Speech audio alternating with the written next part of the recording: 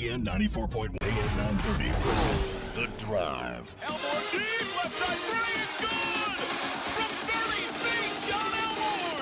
The Drive with Paul Swann. If you could see what I see right now, it is an amazing sight of musical chairs.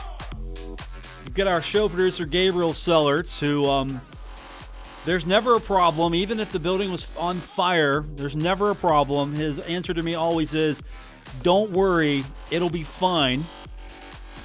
And then we have our special guest intern, summer employee, Jansen Williams. And in the middle of that collection of souls, you have the reason why teams were happy to see Marshall not be on the other side of the bracket when he was playing. And that is one, Ajdin Penava, because, well, let's put it this way. You didn't get to the rim very often when Ajdin was playing.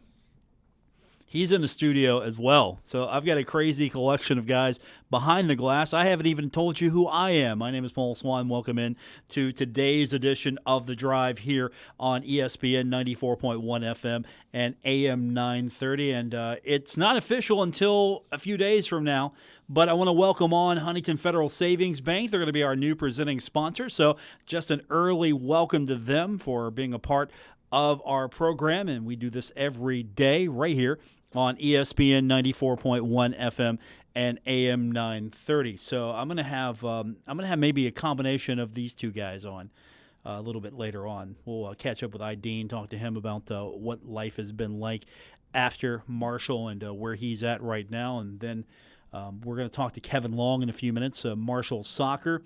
That's right, soccer is getting back and ready to go here in the next few weeks. So we thought we would talk to Kevin, get him on the program, just get us caught up on what's going on with the program. So that's what's happening today. And, of course, you can join the program at any time on the Miller Lite phone lines. That's right, 877-420-TALK. That's 877-420-8255. So where do we begin? Now, yesterday was kind of a crazy night for me.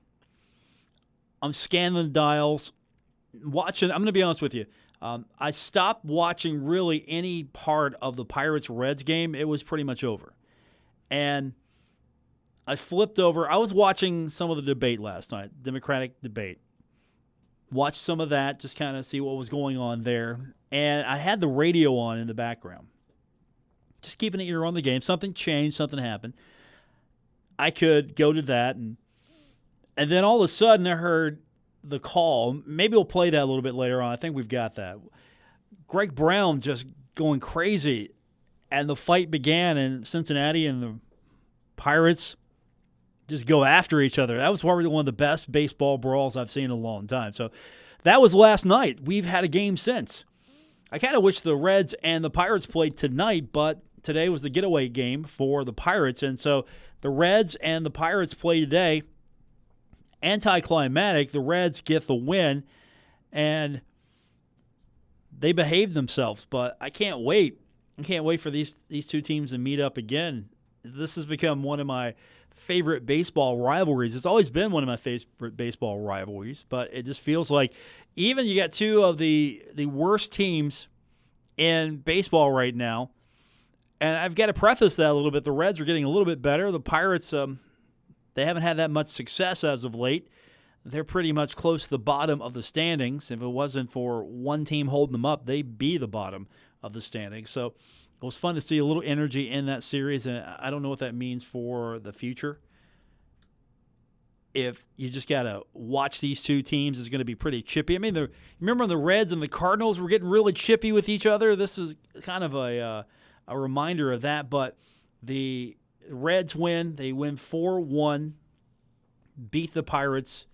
And in the standings now, the Pirates are 11 games back, 47-61 overall. The Reds improved to 50-56. They are 7 back. Cardinals and the Cubs and Milwaukee still the cream of the crop when it comes to this division right now. But, yeah, I'm not even interested in the regular season standings. I want to see the extended, the wild card standings. If it began today, if the playoffs began today, it would be St. Louis. Washington is a wild card team. The Dodgers is division leader. Atlanta, they are a division leader, so you would have them. And then your wild card teams would be Chicago, Philadelphia, and Washington. Milwaukee would be the team out. And looking at the very bottom of the list in the National League, Miami holding up the bottom with that .390 winning percentage, 41-64.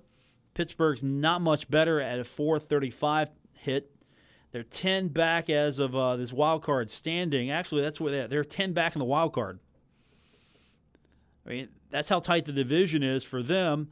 That really, the division leaders, Milwaukee's one back of the wild card. Just looking at this here, and Pittsburgh's 47-61. Back in action. They're back in action.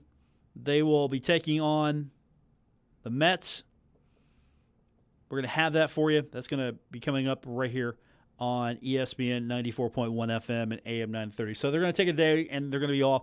I don't know. Pittsburgh has the home game. I don't know why they couldn't have just played this in the evening, and then Pittsburgh probably just wanted to get out of there. I know how these getaway games are, but you could have got back at a really reasonable time and maybe just had a night game. Nobody was there today at Great American Ballpark. It's an afternoon game. It's a businessman special.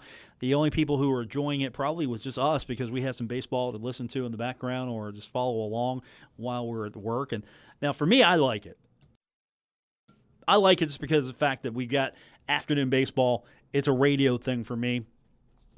Nobody's coming to these things, though. Nobody's showing up. But the Pirates are back in action taking on the Mets. And, again, we'll have it for you right here on ESPN 94.1 FM and AM 930. These guys were pretty subdued. I mean, Clint Hurdle came to the mound, pretty subdued and pulling up. I mean, Clint Hurdle was subdued, man. I don't know what to say. Just watching a little bit of this earlier, and when they exchanged the lineup cards, they have 4 umpires there, 4 umps there to oversee the lineup exchange. And Clint Hurdle extended his hand, and Clint Hurdle and David Bell, they shook each other's hands with the umpires. They didn't do with each other though. I mean, that was the thing though. These guys don't like each other. Completely do not like each other whatsoever. And I completely get it. And it makes for great baseball. I think it makes for great baseball. Okay, we're going to turn our attention. Real hook of the show today is we've got later on, we're going to have Jansen Williams and his special interview with Ajdin Penava. So he's not even paying attention. That's right, you're interviewing him. You're doing it for a grade. It's going to be you. You're going to ask Ajdin all the tough questions. I'm going to sit here and grade you. But I'm going to talk to Kevin Long when we come back from break. So Kevin's going to join us on the program, and we'll do that when we continue with today's edition of The Drive here on ESPN 94.1 FM and AM 930. Worry? Paul Swann has the wheel on The Drive, ESPN 94.1 FM and AM 930. Welcome back to the Wednesday, July 31st edition of The Drive on ESPN 94.1 FM and AM 930. Can you believe it? We're getting so much closer to the beginning of sports season at Marshall University, and leading the way is the Marshall women's soccer team. They're going to be at Virginia Tech on Saturday, August 10th. And it's always a pleasure to welcome to the program, anytime we can get him on, head coach of the Marshall women's soccer team, Kevin Long, and he now joins us on the program. How's your summer been so far, Coach? Well, it's been brief, but I think the reason it's been brief is we've been chomping at the bit to get at it this fall. So fortunately for us all, our wait's nearly over, and we start on Monday. We bring the kids back on Monday. I know you got to be excited. This is an exciting time for women's soccer. The nation fell in love with the women's team. They win the World Cup, an amazing feat, and they're pushing the way for the sport. And how much really do you see from that push, or how much residual energy do you get off an event like that? Well, I think personally, we were watching women's soccer every day, and and it was fun to watch community. I watched people who had never really watched the game fall in love with it, and so that's been really fun. And we've seen that before at other World Cups. When the game's on the center stage like that, it's fun to see these. I don't want to feel like I'm saying negative things about them, but a lot of non-fans, over the years, certainly in my lifetime, have talked about how crazy the sport was and how unfun it was, and then to watch them turn and kind of change as they now have more exposure to it, and they have a product in the U.S. national team that just played entertaining soccer throughout the tournament. So it's been a lot of fun, and it gets me personally energized for the fall. Just on that level alone, just to be kind of excited about watching as much as we were able to watch. But we've got some other things within the program as well that make it a real motivating summer, and I don't know another year we've been more excited about starting. So we're ready. Now, one thing that you never tell me is who your keeper is. You won't even tell me who your keeper is, and the game could be halfway over, and you won't tell me. But in those cases, I'm probably usually trying to wait till you get to the game to find out. It's funny. In other years, we've had well, I've never said that it's a predetermined decision. That's true. We changed our goalkeeping status this past year, so we have Lindsay Langley as our only returning goalkeeper, and Lindsay didn't play a lot of minutes for us outside of times when Megan Benally, our other keeper, was injured. So Lindsay comes in with the most playing minutes, and it's under 300 minutes. So we're kind of eager to see what happens in preseason. We bring in 2 freshman keepers, a little bit of the roll of dice with that, but there's never been a year where I've been able to say, hey, I don't know who's starting, where I haven't had in the back of my mind who I thought it would be. I really don't have an idea this year who's going to be in goal for us, but we know that there's quality at any of the 3 spots or any of the 3 players. So the good news is we feel really comfortable with who we have coming in. now you have to tell me though your captain. So those have been announced, so you can't get out of it. You actually no, and I'm happy to announce. And this was kind of a fun year. We haven't won as many games as we wanted to the last couple of years. Came off a great 14 and 15 campaign, and then we got really bit by injuries, and in that we kind of had to kind of relearn what culture we wanted to have, and in that the players that rose to the top were Gabby Powers and Metzli Gonzalez, and unlike any other year when we've done, I kind of don't name captains right off the bat. I let the team have some say and get their feedback. And this was one of the only years that I can remember in all my coaching where the 2 candidates were on every ballot. So it was such a clear indicator that the team looked to these 2 people for their leadership, for their decision-making, for their guidance. And I certainly can reflect and look back and say, on the field, the times where I'm around them, it made great sense to name these 2 as captains. But it was so much such a confidence builder when we saw the votes from the players, and it was almost unanimous. These players are the ones that our team wants to lead us, and so I'm thrilled to have Gabby and Metz at the helm as far as captains, and I'm looking forward to some really great play from them and the team under their leadership. You got a challenging schedule. And thankfully a couple of them are exhibition games, so you can go out there, maybe experiment a little bit. I don't know. Well, you've got Virginia Tech and Morehead State as your exhibition games, and Morehead State's a great foe to always have on the schedule. They're easy to get to. Virginia Tech still easy to get to, but bigger name. When you go out there, your first game's an exhibition game. Are you just throwing it out there? Let's see what works. You have a game plan in store for this. What do you do? We do have a game plan. We've been fortunate that we knew a lot about the players coming in. We've probably seen this class of players coming in more than almost any class. And 2020s are pretty similar. We have great exposure to these 2 groups of kids through the club system and through our recruiting efforts. So we're very comfortable with the roster we have, and we spent all spring doing 2 things. Number one, fine-tuning and working on what we thought our system would be through this fall. And instead of mixing it up, we said, you know what, this is what I think we're built for based on the players we have coming in. Let's get really good at this formation. Let's see if we can max out our success in it. And then when the players come in, well, we expect great impact from our incoming class. Because it's a large incoming class, the returners would have a lot of opportunity to help mold and coach and correct and guide this large incoming class, because all spring we worked on educating and making ourselves really comfortable in how we wanted to look in the fall. So the first part is, yes, we have a game plan going in. And the second part is, I think this is the first year coming into preseason. We're, knock on wood, we're a few days away. We don't have a season-ending injury that has already occurred to our team. So in the previous years when we've talked, I've been able to, or been forced to talk a lot about how injuries are going to guide and direct what we did on a daily basis. And so our two leading scorers, or I say two, we bring back Jordan Sakaris, who was our leading scorer before she went down with an ACL injury. And then we thought we had a solution for her in Mary Lawman, who had a good freshman year, was ready, poised to really come out of the gates as a sophomore. She tore ACL in the preseason last year, so we had to really improvise while we were playing. We forget planning. We now had to find an absolutely different way to attack, which we did, but we were not as strong as we should have been.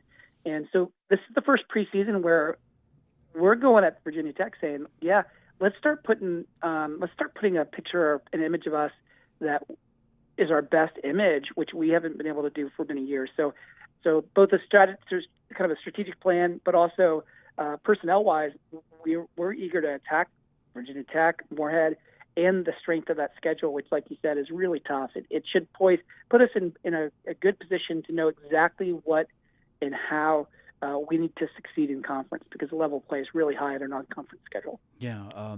After Moorhead State, Michigan and Michigan State, so you've got the Michigan road trip in the later part of August, and then you come home and you get to play at Hoops Family Field, and you got Youngstown State, Ohio, and you get closer and closer to that conference schedule. Let's talk a little bit about that schedule. The Michigan schools are obviously going to be tough. Youngstown State, Ohio make perfect sense schedule-wise because of the location, familiarity with them. But you've got High Point, Vanderbilt, and Lipscomb. What can you tell us about the two teams in Nashville? Well, the 6 games that you've mentioned so far, the regular games that we've played, those 6, there's Michigan State, post winning records consistently. Michigan's a perennial NCAA tournament team. We bring High Point, that's a contender for their conference championship every year. Youngstown's growing. We've wanted to rekindle and forge a relationship with them after many years where we haven't played. It made, like you said, made great sense for us to play them. Their building should be an interesting year for them because we caught them early in a new coaching change, and now he's had a year to kind of mold it and recruit who he wants there. So I think we'll see a challenge in Youngstown. But then you go down in that trip, you mentioned it in Nashville. Vandy's going to make a run at a national championship. It's going to be fun to watch, and we think we can compete with them. We're playing in their tournament, which would be pretty exciting. And Lipscomb and Vandy both are NCAA tournament teams. So by the time we get into conference play, we will have been against some opponents that, if anybody will be able to expose us, we think that, or expose areas of our game that are weaknesses, we think we've got the right opponents to do that. So that when we play the North Texases and the Charlottes in conference, it won't be the first time we're playing at that speed. It won't be the first time that we're being exposed or we're playing teams that have the athletes and the soccer knowledge to kind of put us on our heels. So I'm really hoping that the experience, while tough games, we expect to come out of our non-conference schedule with a winning record. But more importantly, we expect to come out of that with a little bit of confidence and a little bit of knowledge about what areas of the game going into conference play we need to focus on to make sure that we're as successful as possible. Marshall women's soccer coach Kevin Long joining us on the program. I forgot to mention you've got Florida Atlantic Conference play, and then you got a little diversion there. You're playing Florida Gulf Coast. I mean, what a tough schedule you have. You're going to Florida, and you're going to be playing FIU. You're going to be playing Florida Gulf Coast, Florida Atlantic. I mean, usually you try to split those up, home and away with the Florida schools. Not you, no. No. Well, I wish I could take credit for that craziness. The conference scheduling is done for us. But what a kind of weird couple of weeks, because I think in 2 weeks' time period, we're down at FAU, We play Florida Gulf Coast. That's a non-conference game. Another perennial NCAA tournament team, very good team. And then that's like a Thursday, Sunday. We come home, catch our breath, and play UTEP on a Thursday, which is always a great. We've developed into a great little rivalry, which is fun. On Thursday, a home conference game we start off with, and then we're back down to Florida to play FIU, and 2 trips to Florida in 2 weekends. I don't think anyone draws it up and says, "Hey, that's what we want to do," but that's certainly what the conference delivered to us, and we look at that non-conference schedule and say, well, we're hoping that strengthened us. We were hoping that we're ready to go for that. We're fit enough, we're strong enough, and healthy enough, and we certainly, hopefully, at that point, know how to handle ourselves a little bit, and maybe can get maybe a little bit of surprising results. I think surprising meaning that some of those teams are the top of their conferences and or the top of ours, and where we finished last year, we expect to get some results that might change the balance of our conference a little bit. It also looks like the conference did you no favors. You got to go to Rice, North Texas, and then the following week, Louisiana Tech. So you get the fun and sun in Florida, but you also got to pay for it in Texas. The heat's a little different there. It is, although it totally is. And somebody talked to me about this dry heat thing, whatever that is. But we have it's a tough schedule, but we've been saying that if you're going to succeed with Marshall women's soccer, you have to be able to overcome and power through a tough deal. The deal of where we are and where we have to travel to in Conference USA puts us in a scenario where it's more than just a game, right? You've got to persevere, be fit enough, strong enough mentally, and be able to withstand the rigors of our conference. And so when we think and set our sights on winning the conference tournament, it's we don't really talk about how hard the schedule is. We invite it, bring it. What other challenges do you want to add to it? Because they're just going to make us stronger as we fight to the conference championship. And you mentioned that North Texas trip. That's definitely got an asterisk next to it. We think we're competing for the conference championship this year. And to do that, let's play. Let's go down to North Texas and play them there. Let's do it. And let's get it done. And then let's go back. I'll tell you what, let's add it. Let's even make it more difficult. Let's go back to North Texas for the conference championship and play through North Texas to win that and hoist that trophy. So I'm kind of excited about that schedule, and with the talent that we have, and with certainly right now the health we have, it's an exciting time. We think we've done what we need to do. Now let's get on the field. Let's do it. Kevin Long's our guest. Marshall Women's Soccer, the Thundering Herd. Saturday, August 10th, going to be at Virginia Tech, and the first time you get to see this team, unless you travel, will be on August 30th, taking on Youngstown State. A lot of excitement this year for the season. On top of that, the World Cup, as we mentioned earlier, adding to that. And are you anticipating, maybe seeing some new faces out there that, hey, this women's soccer thing is actually pretty good. Oh, look, Marshall's got a soccer team. I should go check that out. I mean, have you got any of that vibe yet, or am I just reading into that? No, I think it's fair. The best example is a parent whose son is attending Marshall in the fall as a freshman, and wanted to know where the soccer stadium was at Virginia Tech. So they're going to travel and watch us play that early date. Somebody's excited about being part of the Herd family, as a general student, and wants to follow us to a game. We don't usually get that.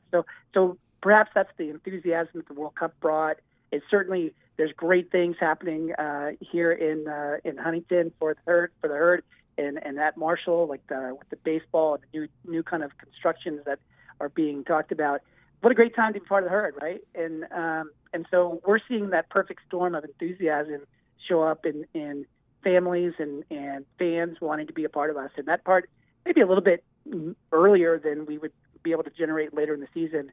So we don't, it doesn't matter who we blame for it. We're just excited that we're getting that enthusiasm and excitement leading into our season. All right. Now, there's some rumors going on around the fact that there's a coaching opening with United States women's national team. I'm starting the rumors. Are you a candidate for the women's national team? I don't believe that my name's on that list. I'm too happy at Marshall. But, it's funny is that the Ellis family, I worked for the Ellis family. So Joe's dad was my boss growing up. And and certainly Jill and her brother Paul, like they're friends of mine, and so it's nice to see the success they've had. But no, I think that they'd have to really twist my arm to leave Marshall. I mean, that's understandable, right? Like the herd and where we are, it's like we got stuff that we want to do. And the national team, they've already won some national champions, some World Cups and some trophies.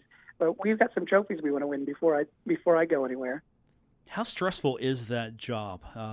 It's stressful already being a head coach of any team, but the national team, what's the magnification on the stress?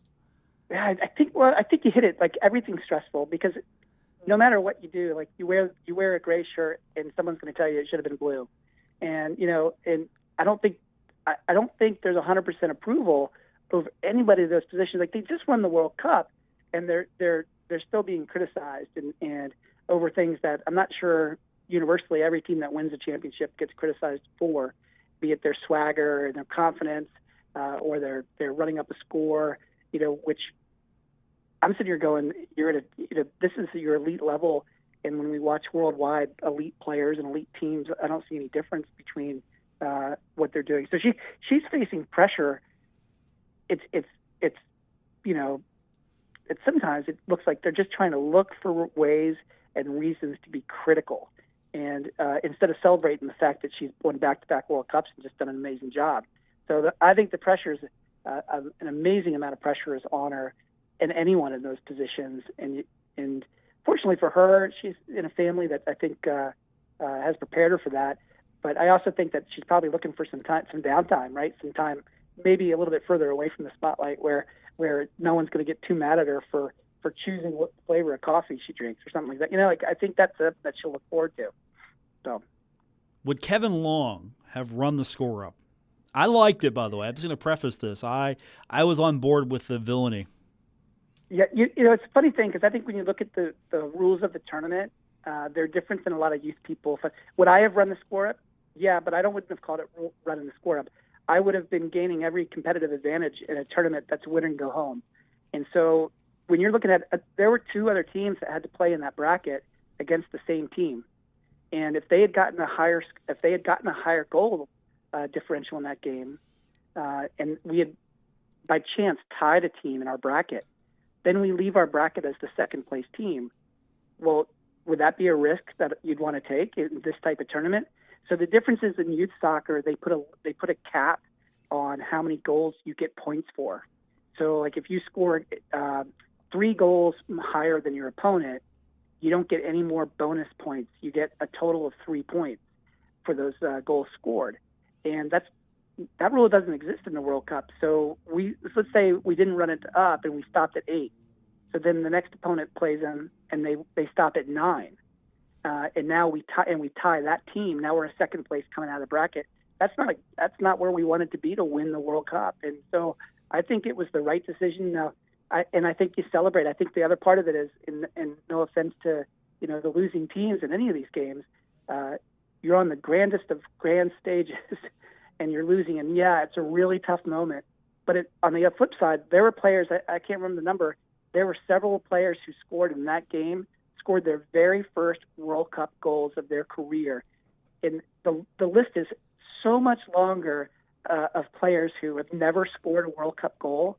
And so what's the person supposed to do? Not celebrate? Like, that's a lifetime dream being accomplished in that moment, regardless of what the score was. And so I don't think there was any fault in the women's team trying to win the World Cup, making sure that they didn't leave their bracket as a 2 seed. I think they did everything well within their rights, and they carried themselves like anyone else would at that level, getting some of those first goals. So I was proud of the way they carried themselves throughout the tournament.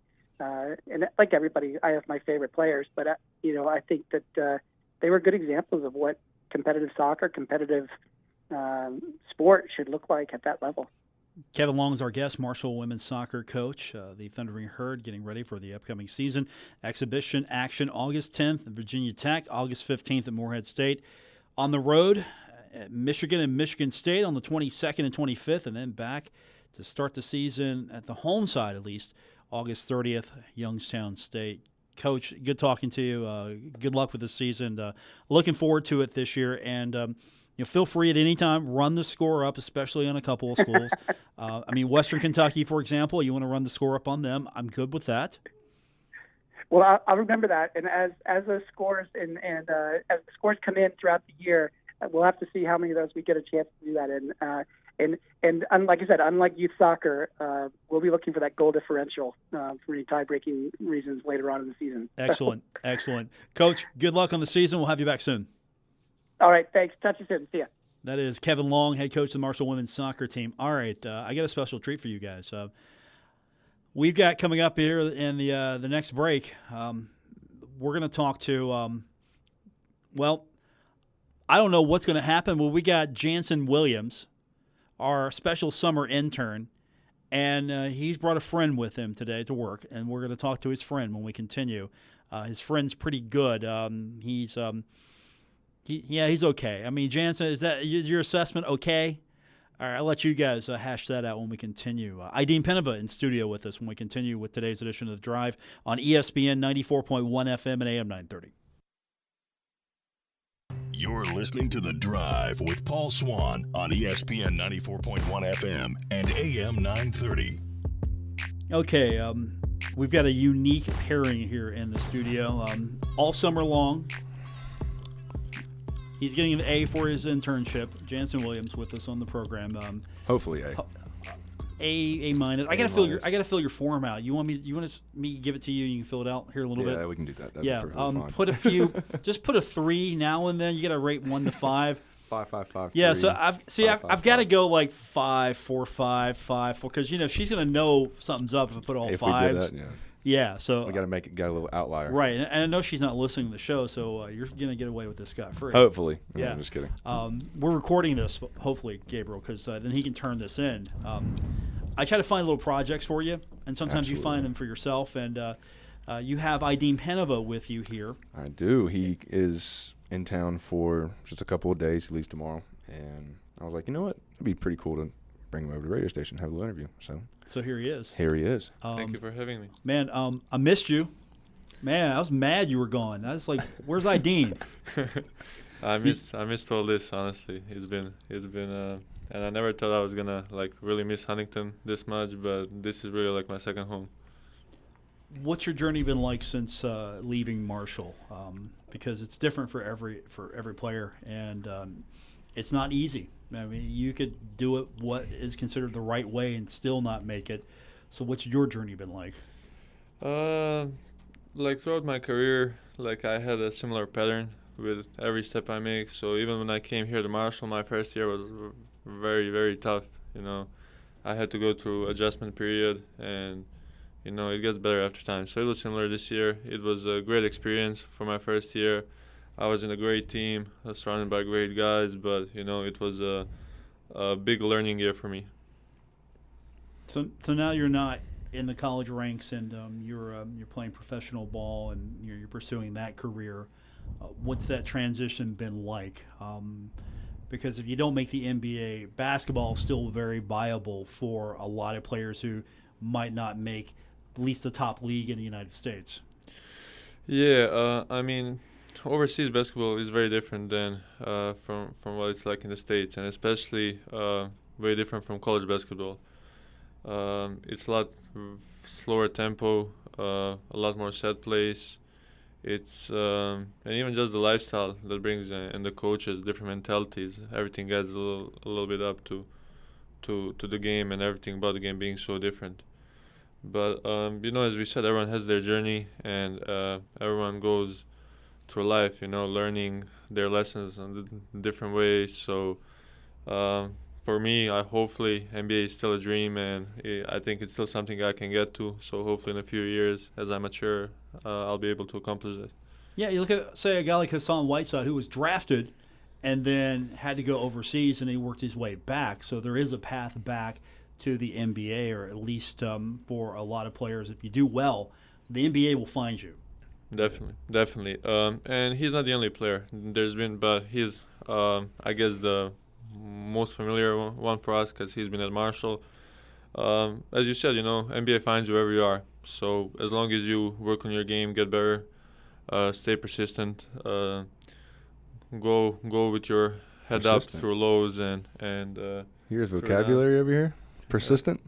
That's pretty good, dude. Look, he's the reason why the GPA was pretty high, I'm sure, for the team. Oh yeah, that Yeah, was the I was reason. holding it down for Jensen. For me. Now I heard you say you had more set plays Yeah. over there. Like, can you explain to me how? Because when we played, there was no set plays, Yeah. if any, if we had any. Yeah, so basically here, as you know, with Coach Dan, the game has a very good flow. So having a good point guard like we did have with John, and guard with CJ. We knew where everybody was going to be at. Yeah, we knew. No matter what. So we would just start pick and roll, and then what opens from that. We didn't really think about we wanna get that, we wanna do that. We were just playing and flowing with the game. While in Europe, it's Mhm. mostly like when you cross the court, coach is calling. You know what you gotta play. You know who you gotta find. So it's kind of already predetermined. Obviously, sometimes little things gonna change, but pretty much every time it's a set play. Trying to find someone. How many plays do you have in your playbook? As Way you too would. many to count. Really? Yeah, Or we like 50 or like? even more throughout the season. We've been changing plays, adding plays. Like our coach has been really like going deep into his playbook. So I don't even know the number. It's a Really? big number. What Yeah. about like on defense? Do you guys go every single defense in the book, or like 2-3, 1-2-1, or do you guys stay man? We stayed man. There are some teams that played zone and stuff, but we stayed man. We try to keep it simple. And we had a little On system. defense, simple on defense, not simple on offense. Yeah. But still, it's very different from what we play here. Yeah, A lot of shows, a lot of hedges. While here you could just kind of stay back and redirect. The traffic. So coming from Marshall, I know that we had an outstanding crowd, especially when you were here when we went and did big things and made history. We had an amazing crowd. We still do have an amazing crowd, if not better. What is it like playing over there?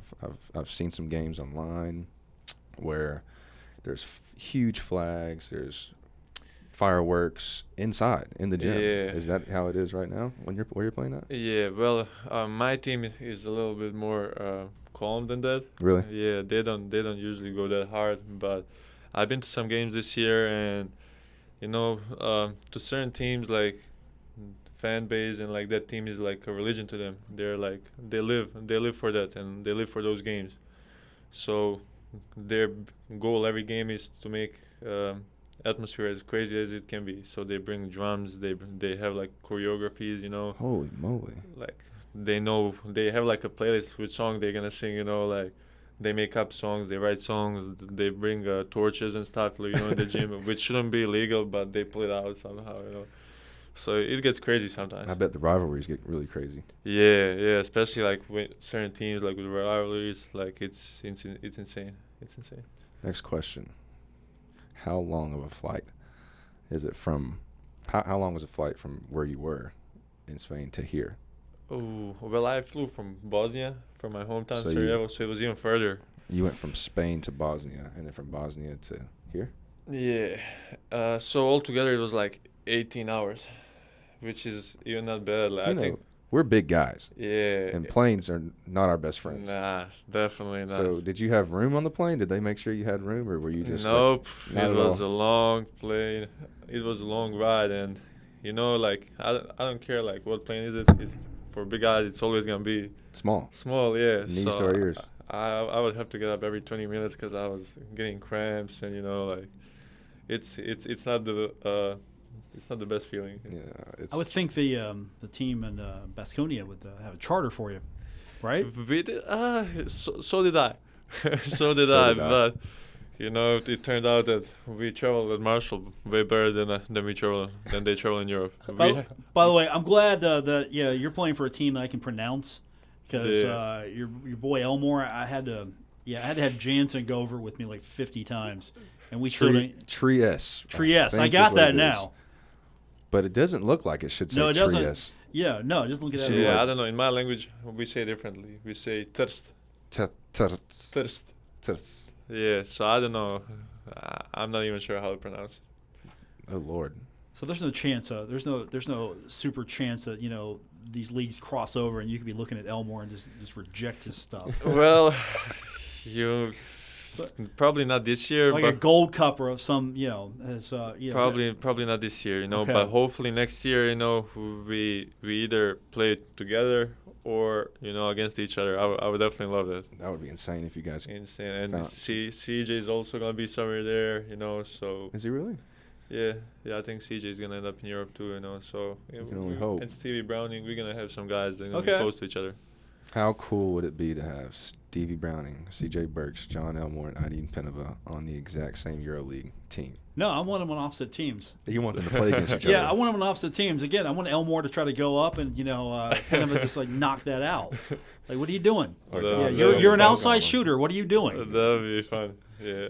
All right, we got to hit our final break. We'll come back. We will continue on, and we have got Jansen Williams, currently of the Marshall basketball team, and our special summer intern, and Ajdin Penava is with us in studio as well. We'll continue with these guys on today's edition of The Drive on ESPN 94.1 FM and AM 930.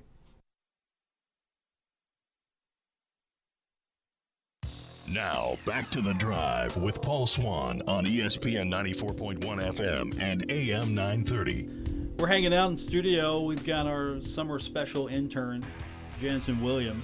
Your jump shot's not getting any better in the studio, but your radio game is Not getting a lot bad, better. right? It's not bad. Not And, terrible. You've got your friend Ajdin Penava. You might know him. I got my buddy, He used to yeah. play at Marshall. Used to. Yeah, set some crazy record one year. I don't something like it that. wasn't nothing crazy or Yeah. anything. Playing at Baskonia now, but you have a different system. We were talking off air, and Jansen had a great question, and I had to do a double take when I heard it, but he didn't mean it in the I way I didn't. thought he meant it. You know what? I'm not I stealing your kind of question. did a little Yeah, you bit. kinda I did, kind of okay. did because it's Ajdin. But I'm not going to steal your No, question. we were It was a good talking question. on the break, and I was like, you know what? I'm sure the people want to hear this conversation, so we're going to wait. So, you know how our system is, how Dan runs everything. Anybody can shoot, and if you don't shoot, you're riding the pine. So Yeah, you gotta shoot. You gotta take you the gotta shot. shoot. You gotta take a shot. If you're open, shoot it. And I was wondering if your coach allows you to shoot. 'Cause you have a okay 3-point shot. I'm gonna give it to you. You got a good 3-point shot. But over there, Better percentage than yours, but who's oh, counting? man. Wow. Here we got some heat in here now. No, I was wondering if you're allowed to shoot. If your coach is as free as Dan. Definitely not, and not many coaches in Europe are. I remember one time in practice, I opened up. We were playing some out of bounds. We had a little play that we had to run, and the guy was wasn't guarding me really, so I just stepped back, shot a 3, and the coach just subbed me out. What? Like in practice, he was like, "Yeah, that's you can't shoot that quick. Like you gotta run the play." So it's definitely not as simple as it was here. You really gotta think about like. I'm shooting the ball. Yeah, you're not playing. I'm not playing, obviously, but I don't understand why. Because you had a great 3-point shot. You were a threat behind the 3-point line. They don't look did. at it like that. They wanna get you to take control shots. Well, it seems to work. I mean, right? You guys are a pretty good team. Yeah, we're a great team, and I think that's just from coach to coach. You just have to get used to it. It's just, I'm sure, Euro League. Are they like the 3-point shot, right? Or is it Yeah. more inside? They want to get the post. There's a little bit of both. Okay, so yeah. it's mixture. Because, Yeah. NBA is starting to be 3-point shooters Yeah, just everywhere. run and gun. Yeah. And most colleges, too. Did you hear about them moving back the... Yeah, actually, Coach Jan 3-point told line? me. Coach Jan actually told me, which Yeah. it doesn't really matter for Marshall. 'cause Yeah, we're going to shoot no matter Yeah. what. But did you hear... we shoot from What- a few feet behind anyway. Paul, what was the other rule they had? The offensive rebound, the shot clock goes back to 20 seconds? Believe it shortens a little bit. I think the bigger one, though, is they're trying to get the game just to move faster. So, Right. And the We big talked one, earlier the about big it. one though, is the pushing it back a little bit closer to the NBA style of basketball when it Mhm. comes to that, and just trying to get play going. Right. Just trying to, you've got to keep continuing to go. everyone seems to be catching up to the style of play that Coach D'Antoni has. He loves it. But it was 20 seconds. I think. Let me double check on that. Don't hold me to that one. I'm almost positive it said 20 seconds. That's tough, though, getting the offensive rebound. What is that the same rules as No, I don't think so. I think it's normal. There, you get a rebound, you get a 30 seconds back on the shot clock? 24. 24? Yeah, full shot clock. Okay, here are the rules if I can get them in real quick. And I'm talking real quick here. Well, you got a Mac. They're quick. I'll tell you that. Have you met my Mac? And this Mac's almost as old as you. Yeah. That's not calling up. You know, the darn internets. It's your magnetism, Jansen. That's what it is. It's the shot clock is changing. So 3-point shot is going back. And the shot clock to reset to 20 seconds after offensive rebound. So there it is. Shot clock is going to 20 seconds after an offensive board, and 3-point line to move back to the international distance. That's going to be so interesting. Jensen Williams, thanks for coming in. We appreciate you coming in and doing your job. Appreciate you. For Ajdin Penava, for Gabriel Sellers, I'm Paul Swann. Good night, everyone. WRBC Huntington, W227BS Huntington, your flagship home of the Marshall Thundering Herd and The Drive with Paul Swann, ESPN 94.1 FM and AM 930.